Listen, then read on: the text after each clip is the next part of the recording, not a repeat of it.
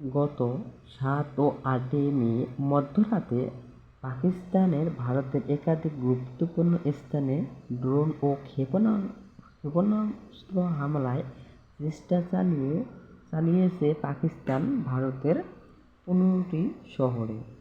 আজ পাকিস্তানকে শিক্ষা দেওয়া হয়েছে, লাহোরের এয়ার ডিফেন্স সিস্টেম গুঁড়িয়ে দেওয়া হয় বলে বিদেশের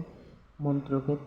তরফে কীভাবে মিডিয়াতে জানিয়েছেন বলেন কর্নেল সুফিয়া কুরেশি। এই যুদ্ধে ভারতীয় সিন্ধু অপারেশন পরের দিন রাতেই ভারতের ১৫টিরও বেশি সামরিক ঘাঁটি লক্ষ্য করে পাকিস্তান একটি হামলা চালায় এবং এটি ব্যবহার করা হয়েছে এবং এটি আক্রমণ প্রতিরোধ করার জন্য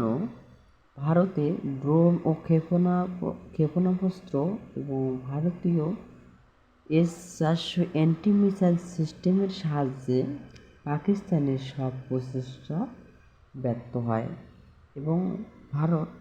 পাল্টা আক্রমণ চালায় পাকিস্তানের ওপর এবং তাকে কড়া জবাব দিয়ে বলে ভারতের কী রকমের শক্তি আছে। এটা আমাদের বৃহস্পতিবার রাতে ঠিক 12টা ঘটিকায় এই ঘটনাটি ঘটে, যা অমৃতসর, জলন্ধর, পুলিদা, জম্মু, ভুজসহ 15টি শহরে এই ঘটনা ঘটে, যা পুরো বিশ্বকে আলোড়ন সৃষ্টি করেছে এবং এই ভিডিওর মাধ্যমে তা প্রকাশ করা হয়েছে।